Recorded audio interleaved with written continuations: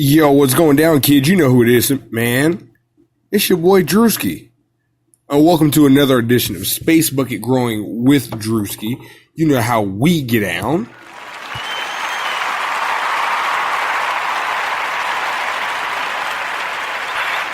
You're not playing no games over here in the Space Bucket Growing world. That's right. So what's going on, everybody? Tonight's episode is always brought to you by our partners over at Mostly Safe. And we're going to let you know about them here for a few seconds. If you want to grow cannabis, Space Buckets are your path to success. And Mostly Safe Micro Grow makes that path even easier. Head over to mostlysafe8.com for artisan space buckets and how-to guides, or check them out on Etsy. Mostly Safe Micro Grow. Grow your own.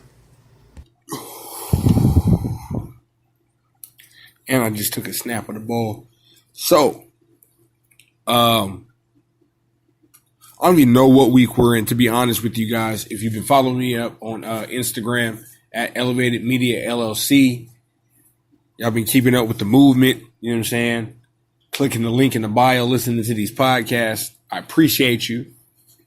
Thanks for tuning in on Las Vegas Cannabis Radio, you know what I'm saying? Getting those repeat plays in.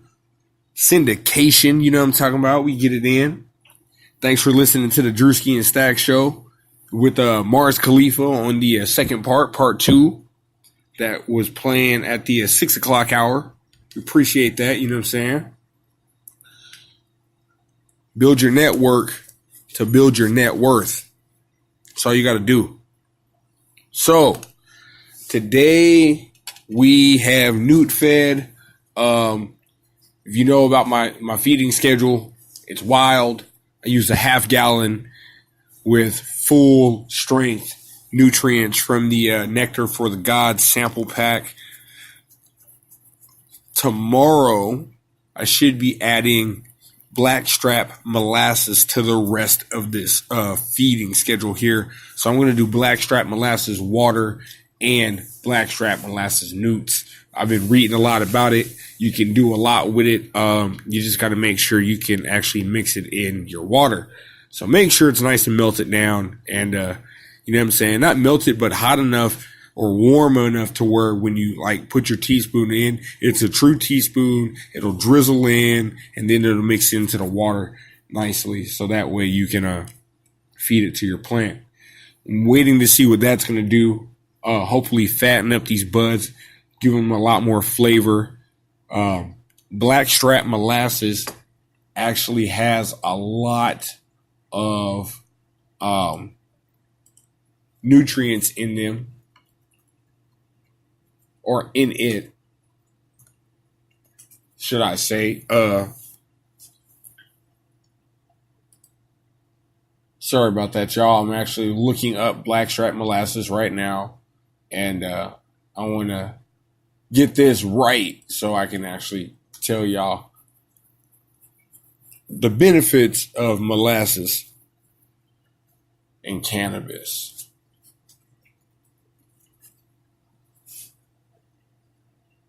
So,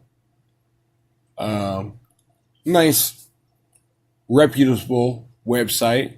It's actually popped up. Nice top of the list here via the most popular search engine in the world. So, it says that your soil is the very foundation of your cannabis growth. It's full of nutrients and microorganisms that all work together to keep your cannabis plant strong and healthy as it grows. While it is important to ensure the nutritional balance of the soil is correct, it is also ensuring that it's a suitable environment for microorganisms can thrive in really separates the good from the expert cultivator. This is where molasses comes in.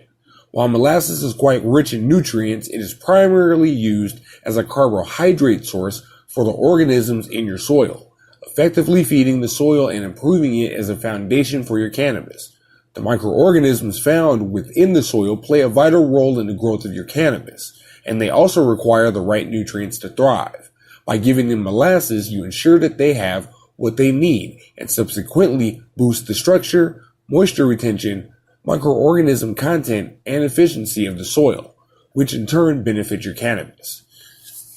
Now, the other benefits of molasses, in addition to improving the base quality of the soil, using molasses to irrigate your crops can also help prevent the buildup of pathogens that will eventually harm your plants, as well as reduce salt buildup that can cause nutritional problems. Molasses contains a good amount of macro and micronutrients, all of which are essential to cannabis, health to one degree or another. As both macro and micronutrients are not required in huge amounts, it can sometimes be quite hard to diagnose the deficiency. By regularly adding molasses to your grow, you can ensure your cannabis has everything it needs.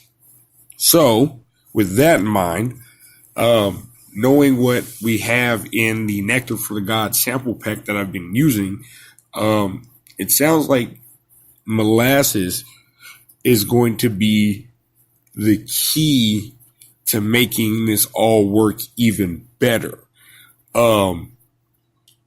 By giving it more nutrients, and then it seems to have an activating effect with all the other nutrients that are in the soil or are fed to the soil via your water mix.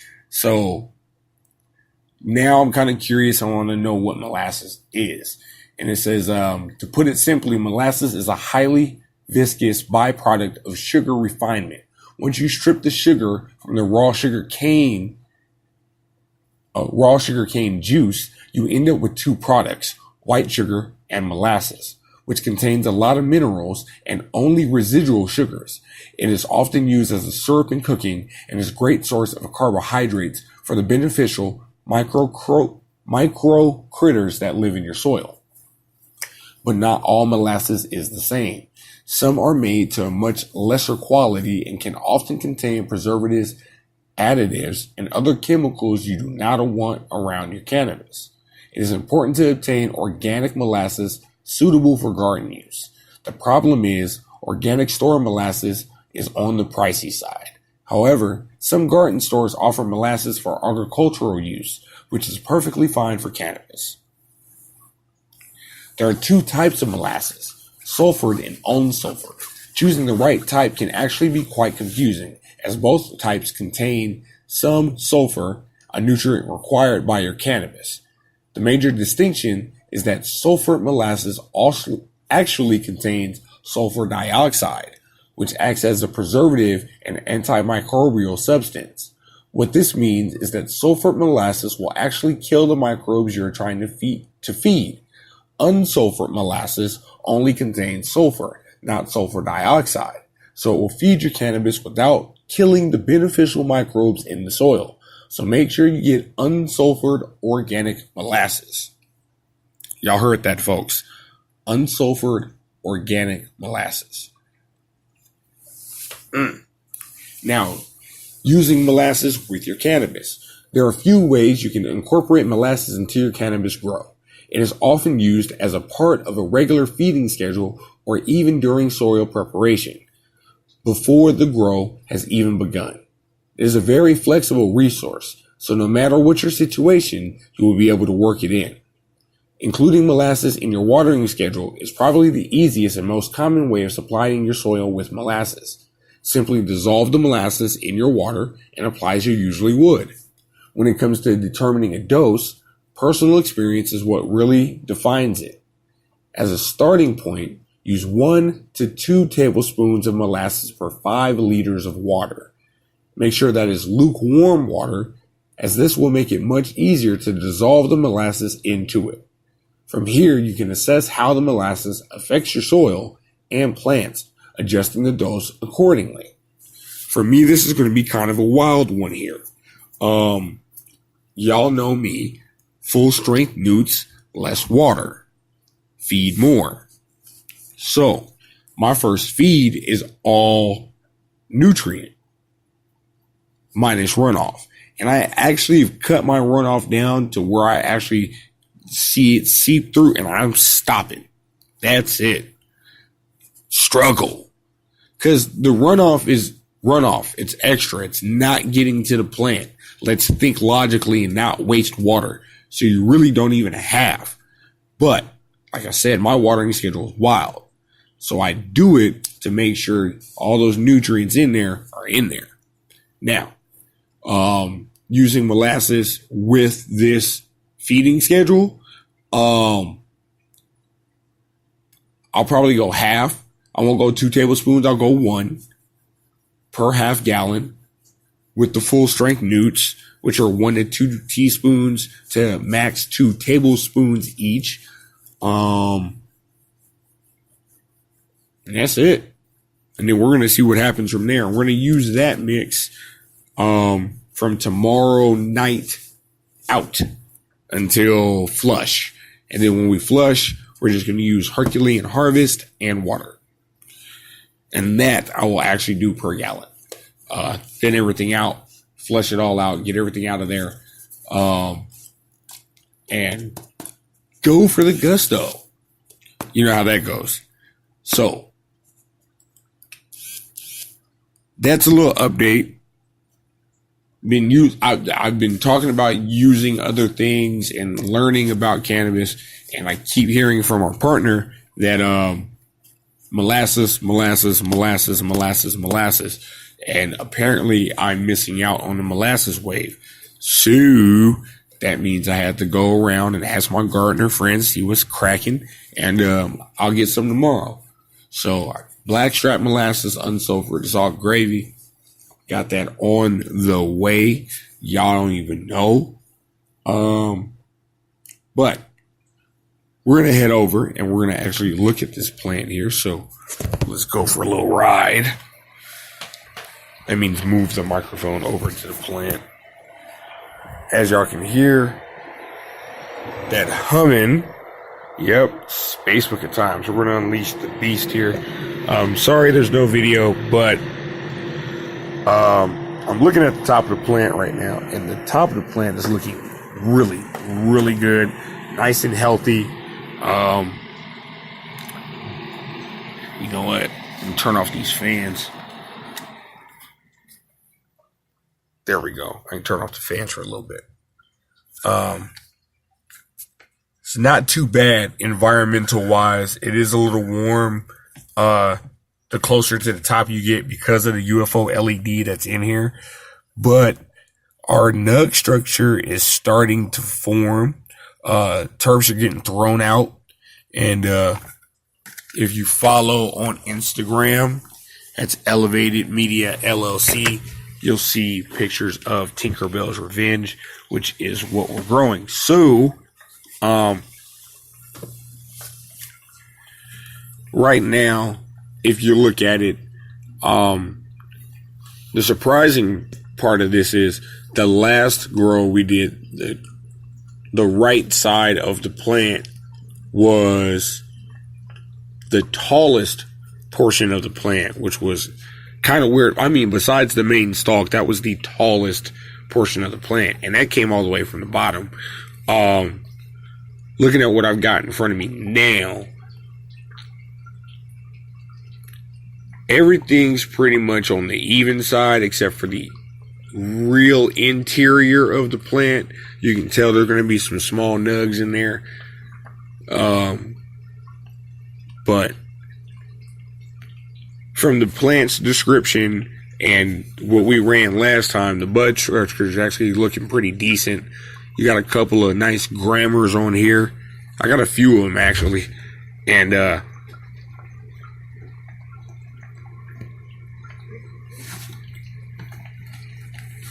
also have a lot of stuff that's going on with the LED light here. The light spacer.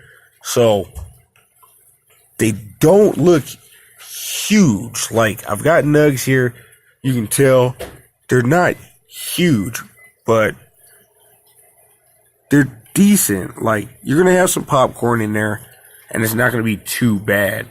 But everything that's grown up towards this UFO LED lamp that's in here, it's looking pretty decent. Everything that's on the interior of this, I'm not too worried about.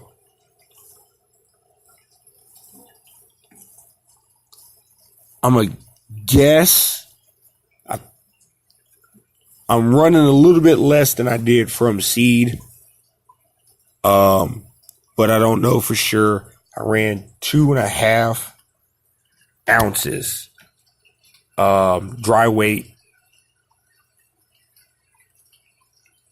and I'm guessing I'm thinking I'm gonna hit 2, maybe. If I don't hit 2, I'm definitely getting an ounce out of this, maybe 1.5 ounces. I'm not mad at that. I'm not mad at that at all. For a plant that's approximately like 1.5 feet, maybe 2 feet tall, not too bad. Not too bad at all. Now, if I let this thing get out of the scrog and it went tall, we'd be looking total plant height 4 feet if I let it go tall. But the fact that I use the scrog and applied low stress training when bending is what made the difference in this. And the funny thing about it is, parts of this plant that are the tallest are the ones that came from the bottom of this plant. And it's crazy to see that. You would think stuff from the top, from the fold, would shoot up. But surprisingly enough, it's the from bottom of the plant parts that want to be the tallest. Once again, I'm not mad at that. It's just something I've noticed growing in the space bucket.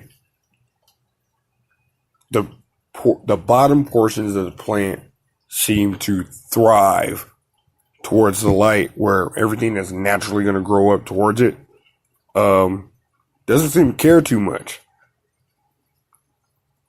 Crazy way of saying that, but that is what it is.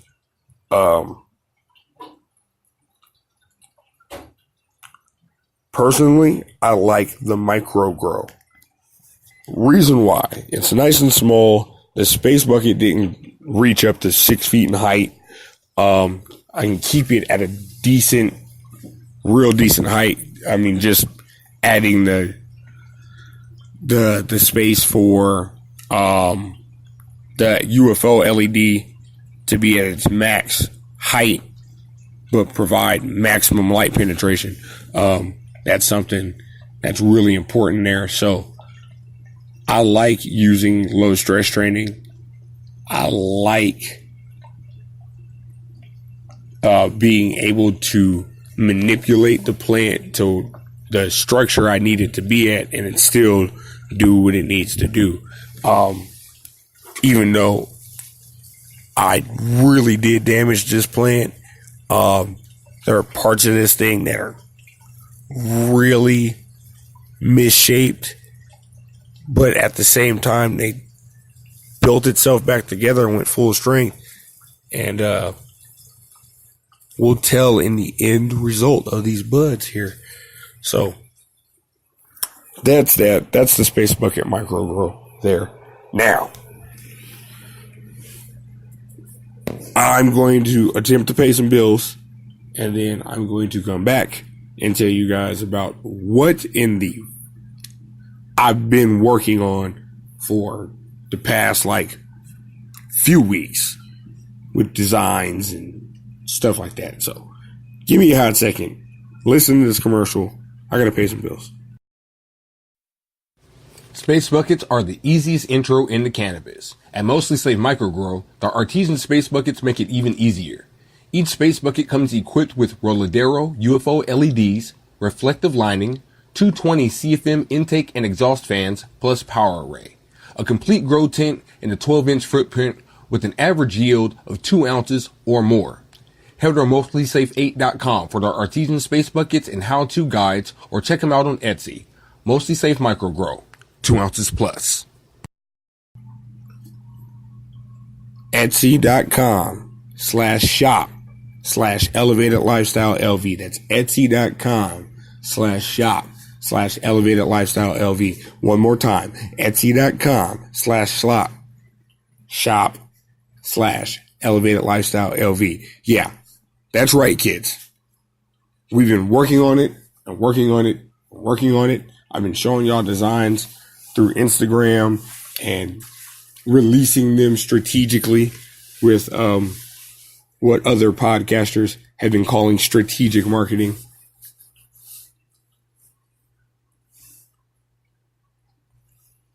Shop at our store. Support the movement. The movement being the Elevated Lifestyle movement. Now, to explain it to you guys. So, I've been throwing up ideas on the gram for a hot minute, with logos and things of that nature since, we've had to be in syndication on, the online radio station, lvcannabisradio.com. And I think episodes are still playing until Monday. So tune in. But as I was saying, now to get creative and throw ideas up and things of that nature. And the other store we were working with just wasn't giving me creative control of what I could make. And sadly enough, think I'm going to be leaving their services. Reason being, the store I have now on Etsy is popping.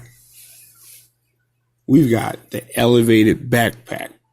It's cannabis textured, from a picture of Tinkerbell's Revenge. So the texture that you see in the word elevated is actually a from flower pic of Tinkerbell's Revenge. Dope. You got tank tops, long sleeves, short sleeves, women's tees. I'm telling you, I went all out. Tank tops in white, black, gold, orange. I got all kinds of colorways. The colors are crazy. Mouse pad. We've got the mug. We've got phone cases that go from iPhone to Samsung. I didn't discriminate. I tried to get y'all the best at affordable prices too. You guys, you can pick up a mouse pad for $10. An iPhone case or a Samsung case for $10. I got t-shirts at $15. They're affordable. You can get one. Etsy.com/shop/Elevated Lifestyle LV. All one word. Don't have to worry about the caps. You know how it go. But that's something new we've been working on. And the reason why, the CBD shirts were cool, but I felt that they didn't represent the brand in the way I needed it to be represented. So, I dug in. I created the Elevated logo, was throwing it up on the gram. People seem to gravitate more towards that logo, versus our nice stamp, the Elevated Lifestyle stamp 3D logo. And then another one we saw people like was the textured LV logo. That's another one that has a from flower pic of Tinkerbell's Revenge in the background, or to make the lettering. So I did that, threw that up as just a single concept. Never realized that people actually liked the design, and now we have a special edition LV, the Elevated LV, with the drop shadow under it, textured logo, tank tops, t-shirts, and the tank tops are in multiple colorways. The t-shirts I have in multiple colorways. The featured, they look best on white or black. So then we got the elevated logo on white and the multiple colorways of the t-shirt there, the elevated cell phone case, elevated backpack, and the elevated black t-shirt line. So had to dig in on the design work, and I saw that people like this one, and it represents the brand a little bit better. With the Space Bucket Growing with Drewski podcast and the constant reminder that, I'm putting my hands in the cultivator basket. I felt that the textured logo was just a better move for the brand. And that's that. So I'm going to shout that out, you know what I'm saying? Let y'all know that the store is live. It's etsy.com/shop/elevated lifestyle LV. Go to the shop, support this podcast by shopping with us, repping the set. Get the backpack. If anybody gets anything, Instagram me when you get the backpack. I want to see a backpack on people. I think the backpack is like the dopest thing in the freaking world. Me being a backpack kind of guy, like I'd rather carry a backpack everywhere I went. And I think I did a great job on the design of the backpack. It's nice and simple. Flat white background, texture elevated logo. Bow! Don't even have to worry about it. I think the thing's crazy. We get applause for that one.